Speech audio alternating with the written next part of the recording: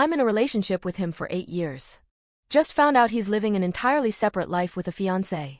Going to start this out now with the preamble that I'm feeling like an absolute piece of trash right now, completely used, raw, and absolutely shell-shocked. Using all fake names, obviously. I've never posted here so I don't know if that's implied. I met Ray 36M back when I 27F was 18 years old. He was in a band that I absolutely loved, grew up with. I had even had a crush on him for so long before we met. You can imagine how excited I was to be able to work with him. I had a small part in working on one of his music videos way back when, interning at the production firm that he had hired with his band. We soon started dating after that, pretty inseparable. I would always hang out with them at the studio and spend time with Ray in his place or mine just walking around stoned, happy, and in love. He basically coached me through both my undergraduate and MFA. 3 years ago, I moved in with Ray, and that has been the same situation since. I have recently been freelance writing for a couple news publications overseas / working on selling some screenplays to some studios, and it has been such a strain on me lately, but Ray had been being so good to me lately, a total sweetheart. Ray is constantly on tour / working with friends / partners in California. We live in the Northeast. I'm used to him not being home or not having a necessarily consistent schedule. I don't really either. I'm sometimes in California myself with some production work I do with my old cinematographer partner. The arrangement was always nice, and it felt really good to be with someone who understood how hard it is to manage a life on a creative schedule. Honestly, I figured once Ray got back from his business trip, he was going to propose to me. I know that's stupid to just assume that, but after how well things had been going with us, I was really just getting this overwhelming feeling of love and hope that I was just so excited about. However, the other day, week ago at this point, I was browsing Ray's Instagram looking for a specific picture, and I noticed the tagged pictures tab on the top of the page. I'm kind of illiterate at social media stuff. At this point, Ray was in California overseeing some stuff with his new merch or whatever.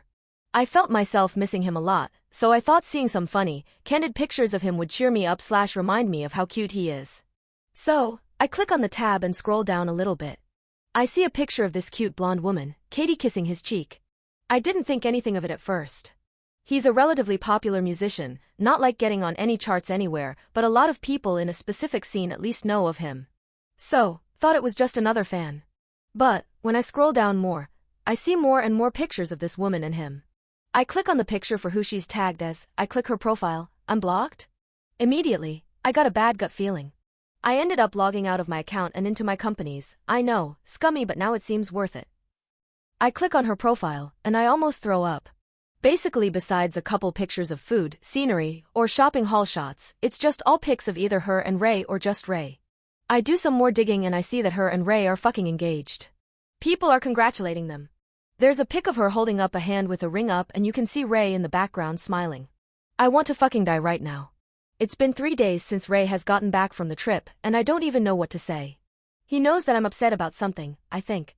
He wanted to have sex when he finally got home. We always have a really fun romp once he comes back, but the thought of it made me fucking sick. I don't know how to talk to him about this. I know I'm just postponing something by doing this, but I honestly have no fucking clue how to approach my future. I honestly still love him so much, and the thought of being without him right now makes my head want to explode. I don't even care that he was with someone else if he would just stop doing it and apologize. I understand that humans are not inherently monogamous, and hell, I've thought about other people and even kissed someone one time during a LSD trip a couple years ago. I never told him about that either. But this seems really unacceptable and I feel really disrespected. How could he just have this entire secret life and just hide it, for so many years? As far back in her timeline I scrolled, 5 years, they had clearly been dating. I wonder if they've been together the entire time me and Ray were together. I know this is so long and rambly, but I just need help deciding where I go from here. We live together, and I don't really have housing in the area right now that would be easy for me to just go, you know? Should I just pretend I don't know anything until I can find another place and then just unload then? Should I try to talk to him now and see what's going on? Update. Hi, everyone. Clearly, it's been a wild time since this post for me. I just want to thank everyone for reaching out to me in comments, messages, and even some off-Reddit contact I still have with some users. You all are gems and offered me tough advice in a time where I never thought I'd listen. I realize now I was completely manipulated by Ray for many years. I thought our relationship was common for two creative professionals. It wasn't. After I made that post, Ray was needed out in California again. It was the perfect opportunity for me to pack up all my shit and leave. Once I collected my thoughts, I reached out to my longtime friend John, actually my age, now 30, who lived in Portland at the time. He flew out to the East Coast city I used to live in with fancy maple syrup, whiskey, and my favorite coffee. I'll always remember this little detail.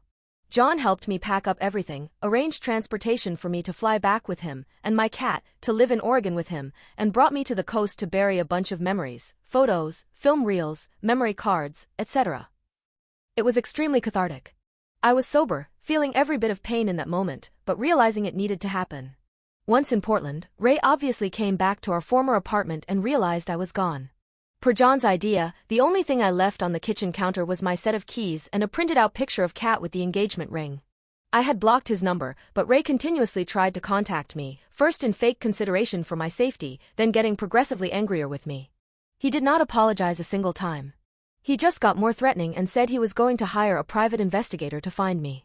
John ended up hiring a lawyer for me to walk me through my legal options and spoke to the police about a restraining order, which we did file.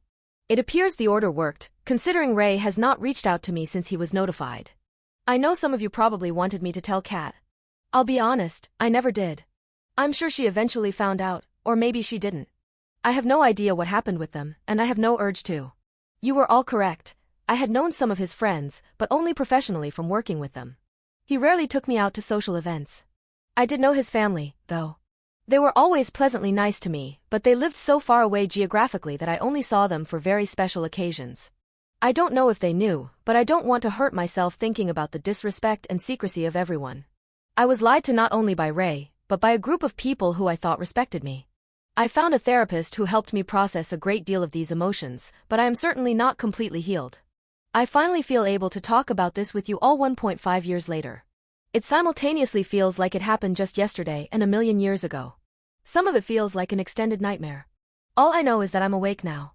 Unfortunately, I did end up getting tested and diagnosed with HPV, which has since been treated, but I definitely got it from Ray.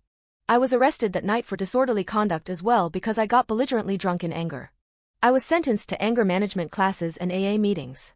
I was certainly not a full-blown alcoholic, but I realized I was numbing my pain with what I thought was recreational drinking. I have been sober for a year now, just got my year chip last week. Overall, this is a happy ending for me, I promise.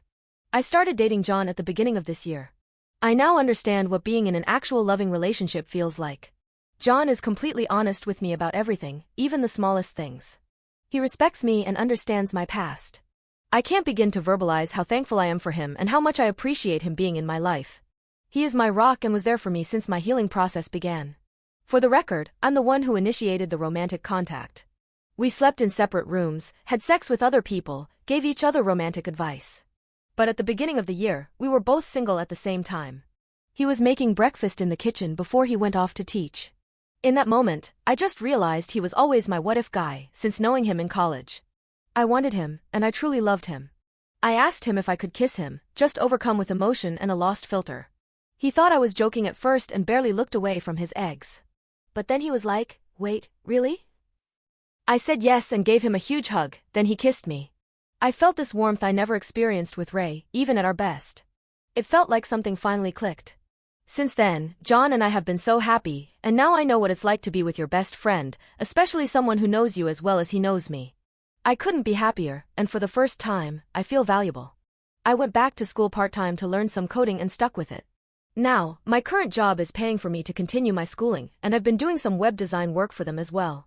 My boss is the most amazing woman I've ever met and totally supportive. Guys, I feel whole. I really do. But even more importantly, I feel ready to deal with anything in my future, good or bad. I've grown up in a big way, and I feel like I'm not afraid of entering my 30s. I still have a way to go dealing with an eating disorder, but I've even gained some weight. I'm proud of myself, and I'm so thankful to everyone who has helped me at all. I'm not alone anymore. Thank you for reading.